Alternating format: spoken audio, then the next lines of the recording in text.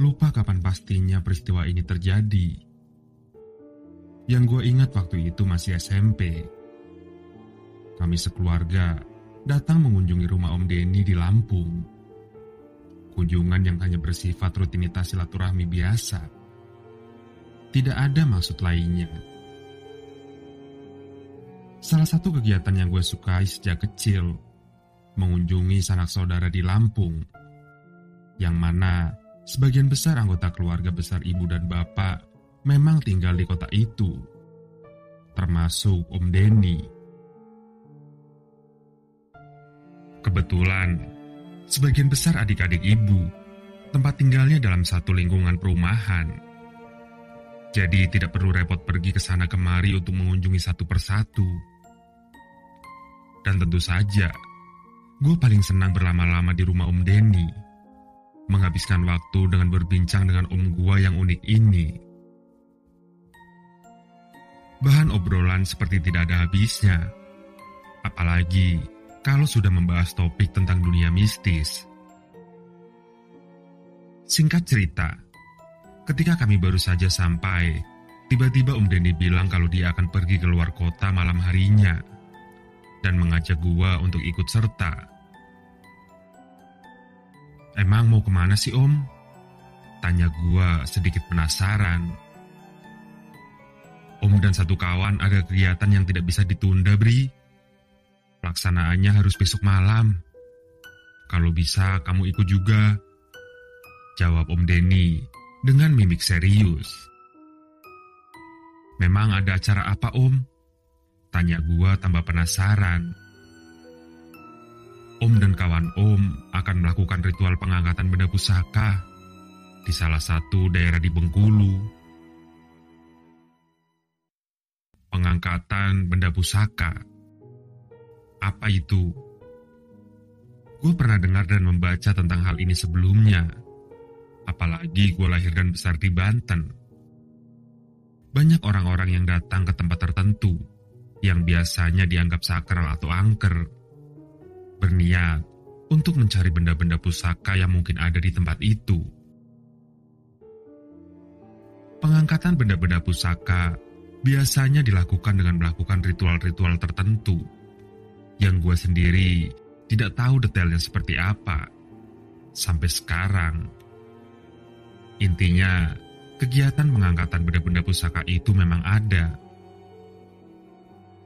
Benda yang dianggap sebagai barang keramat peninggalan kerajaan zaman dahulu kala. Katanya begitu. Tapi, sebelum Om Denny mengajak untuk ikut serta waktu itu, gue belum pernah melihat secara langsung prosesnya. Apalagi melihat hasilnya. Sama sekali belum pernah. Dan atas seizin ibu dan bapak, pada akhirnya gue memutuskan untuk ikut Om Denny ke Bengkulu. Penasaran. Singkatnya, selepas Isya, kami sudah siap untuk pergi. Hanya tinggal menunggu kawan Om Denny yang bernama Rahman. Gue memanggilnya Om Rahman. Sebelum jam 8 malam, Om Rahman datang. Menggunakan mobil Om Denny, kami pun berangkat. Dalam perjalanan malam itu, Om Denny bilang kalau lokasi yang kami tuju bukan tempat di tengah-tengah kota Bengkulunya, tapi di salah satu perkebunan kelapa sawit yang letaknya beberapa jam sebelum kota Bengkulu. Kebetulan, di tempat yang kami tuju itu ada kawan Om Denny yang tinggal di dekat situ. Dia yang sudah mempersiapkan semuanya di sana. Dalam menentukan waktu dan tempat untuk melaksanakan pengangkatan itu sebelumnya, sudah memakan waktu yang cukup panjang dalam prosesnya. Menurut Om Denny, prosesnya cukup rumit. Tapi gue tidak terlalu tertarik juga untuk mengetahuinya. Karena sampai detik itu, gue masih skeptis untuk urusan pengangkatan benda pusaka. Hanya sedikit penasaran saja. Gue ikut, hitung-hitung bisa mengisi waktu liburan dengan jalan-jalan ke Bengkulu. Dan kata Om Denny lagi, Ritual ini harus berhasil. Kalau sampai gagal, kita tidak akan bisa melakukannya lagi di tempat itu. Tidak akan bisa lagi. Jadi, cuma satu kali kesempatan. Penasaran, akhirnya gue keluarkan satu pertanyaan yang sangat ingin gue tanyakan dari awal. Memangnya benda yang mau diangkat apa sih, Om? Om juga tidak tahu bendanya apa, tapi sepertinya benda yang sangat berharga. Jawab Om Denny kurang yakin. Setelah berkendara nyaris 15 jam, akhirnya kami sampai di tujuan, yaitu rumah kawan Om Denny yang gue ceritakan di awal tadi. Om Dirman namanya. Dia menyambut kami dengan ramahnya. Rumah yang tidak terlalu besar, dengan bentuk yang sederhana. Khas rumah di pedesaan dengan halaman luas tanpa pagar. Kanan kirinya pepohonan rindang yang di bawahnya semak belukar. Tidak ada tetangga. Rumah terdekat jaraknya sekitar 100 meter. Kami langsung masuk ke dalam rumah dan beristirahat. Setelah makan dan berbincang singkat, Om Dirman mempersilahkan gua untuk tidur di salah satu kamar. Dalam perjalanan sebelumnya, kami memang sangat kekurangan tidur. Singkat cerita lagi, pada malam harinya, sekitar jam 8 malam, kami sudah siap untuk berangkat. Menurut Om Dirman, lokasi yang kami tuju letaknya ada di dalam perkebunan kelapa sawit. Untuk mencapainya, kami harus menembus hutan belantara yang medannya cukup berat. Lokasi yang hanya bisa dijangkau dengan berjalan kaki. Tidak bisa menggunakan motor, apalagi mobil. Perjalanan akan memakan waktu sekitar 3 jam. Sebelum jam 12.30 malam, kami harus sudah sampai di tujuan. Menyusuri jalan setapak di gelapnya malam itu, pandangan hanya dibantu oleh lampu senter. Langit gelap tanpa bintang. Udaranya tidak terlalu dingin, tanpa angin yang bergerak. Kanan kiri hanya pepohonan lebat yang terlihat. Sama sekali tidak ada rumah penduduk, apalagi pemukiman. Jalan tanah yang kadang terjal dan menanjak menjadi jalur yang harus dilewati. Benar-benar situasi yang membutuhkan nyali tingkat tinggi. Terkadang kami berbincang satu sama lain, tapi gue lebih banyak menjadi pendengar yang baik. Cukup sulit untuk fokus berbincang di tengah suasana seperti itu. Suasana yang kadang membuat bulu kuduk berdiri tiba-tiba tanpa sebab. Tapi lebih sering kami hanya diam dan fokus berjalan menyusuri belantara. Hanya terdengar suara gesekan langkah kaki dengan tanah, diiringi dengan suara binatang malam yang hidup di dalam hutan. Menyeramkan suasananya. Sesekali Om Denny mengucapkan salam pada tempat-tempat tertentu yang kami lewati. Dan setelahnya, biasanya gue langsung berjalan mendekat ke Om Denny karena takut.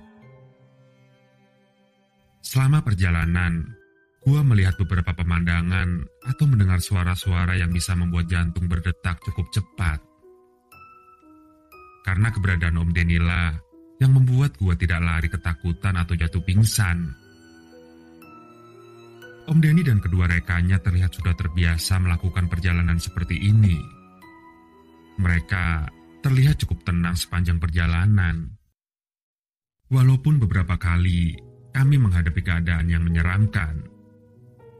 Contohnya, ketika kami melewati tempat yang cukup menyeramkan, tetap dengan gelap gulitanya, pohon rindang di kanan kiri, dengan semak belukar terlihat di bawahnya.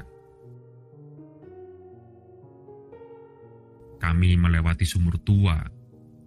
Iya, sumur tua. Terlihat bongkahan susunan batu yang berbentuk melingkar.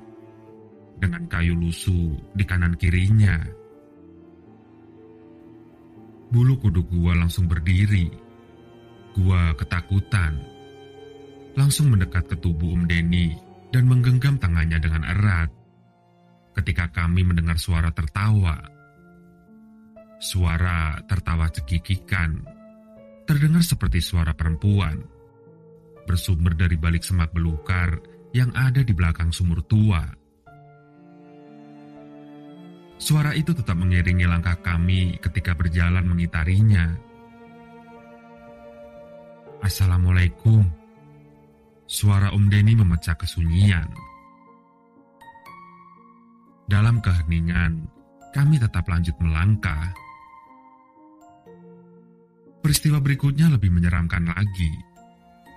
Setelah hampir 3 jam menempuh perjalanan, kami mulai memasuki barisan pohon kelapa sawit yang berbaris teratur. Sebentar lagi kita sampai. Begitu Om Dirman bilang.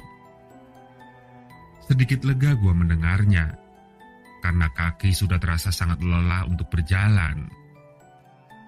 Tapi, beberapa saat kemudian, Om Dirman yang berjalan paling depan menghentikan langkahnya.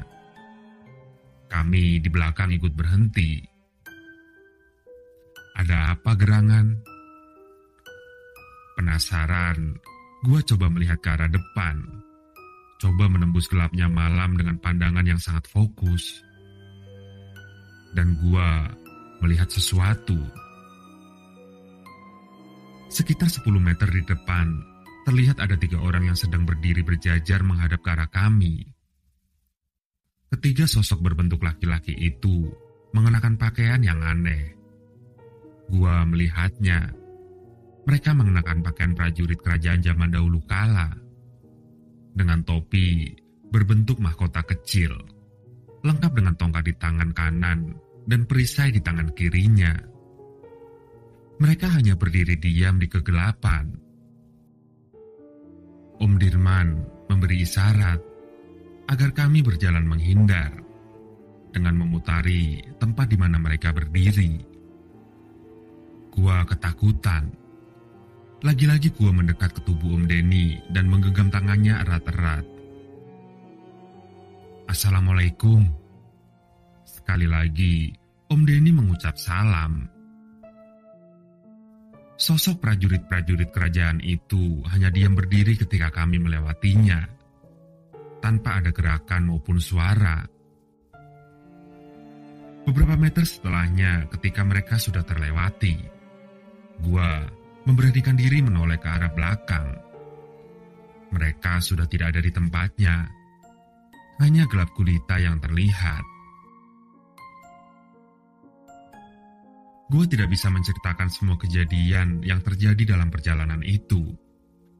Karena beberapa ada yang tidak masuk akal. Tapi nanti kalau sudah ada nyali, kapan-kapan gue akan ceritakan. Kira-kira beberapa puluh menit berselang, Om Dirman kembali menghentikan langkahnya. Ini tempatnya, Den. Begitu katanya, sambil menatap Om Denny. Akhirnya kami sampai di tujuan. Berhenti di lahan kosong yang cukup luas. Masih di tengah-tengah pepohonan kelapa sawit. Tempat itu beralaskan rumput kering. Debu-debu sedikit terangkat akibat gerakan langkah kaki kami yang menginjaknya. Suasana sangat gelap. Hanya lampu senter di tangan yang membantu menerangi sebagian. Mulai sekarang, Den, tanya Om Rahman kepada Om Denny. Om Denny mengiyakan. Kamu berdiri di sana ya, Bri? Jangan takut, insya Allah aman, kata Om Denny sambil menunjuk ke arah tempat kosong di bawah salah satu pohon. Gua turuti omongan Om Denny dan berjalan menjauh dari tempat mereka bertiga berdiri. Sekitar 5 meter di belakang Om Denny. Gua lihat mereka berdiri membentuk segitiga. jarak masing-masing sekitar 5 meter. Semua lampu senter gue yang pegang, dan gue sorot sinarnya ke arah mereka berdiri. Dalam posisinya masing-masing yang membentuk segitiga, kedua tangan berposisi seperti orang yang sedang berdoa, menengadah ke atas di depan dada, sambil berdiri. Gue lihat, semuanya seperti membaca doa. Cukup lama mereka seperti itu, dan tidak terjadi apa-apa. Suasana tetap hening, tapi cukup mencekam. Sesekali Om Denny menghentikan prosesinya dan menghela keringat yang menetes.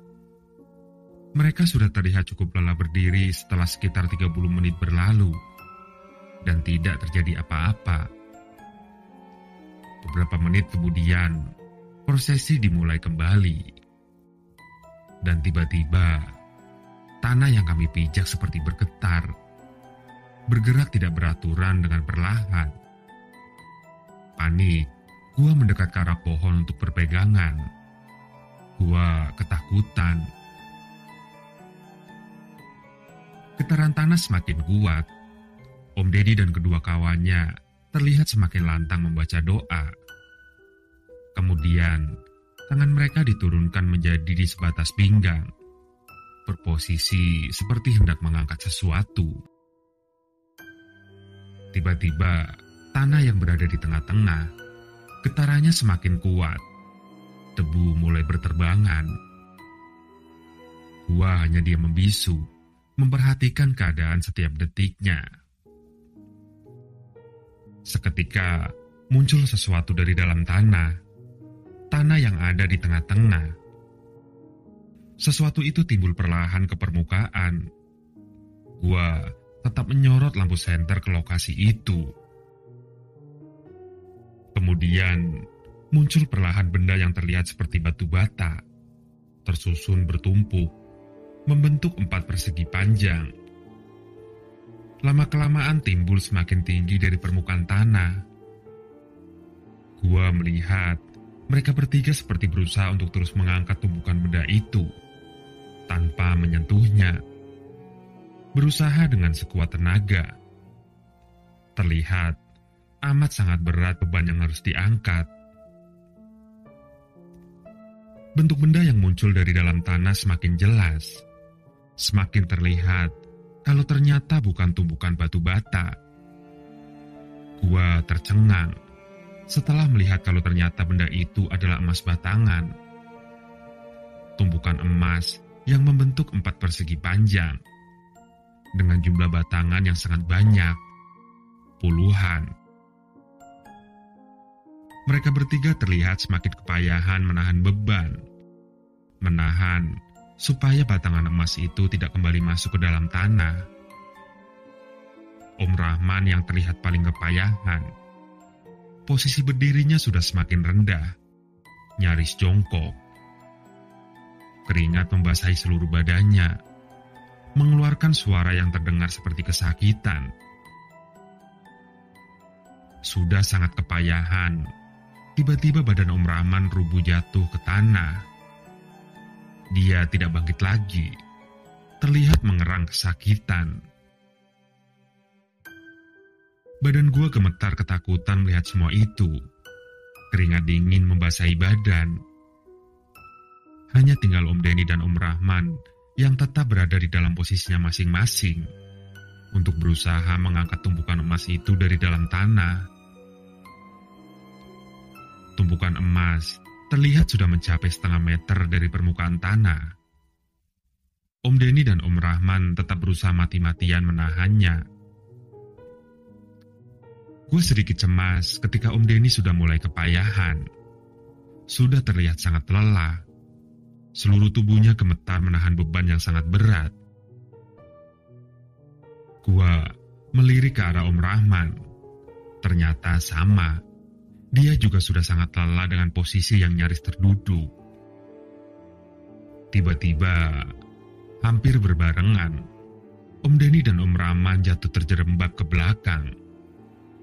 Kemudian terdengar suara sangat keras. tumpukan emas itu jatuh kembali ke dalam tanah dan tidak terlihat lagi. Gua langsung berlari menghampiri Om Denny yang terlihat sangat lelah sambil berbaring. "Om, gak apa-apa Om." "Gak apa-apa Bri." Om Denny memaksakan tersenyum melihat gua yang panik.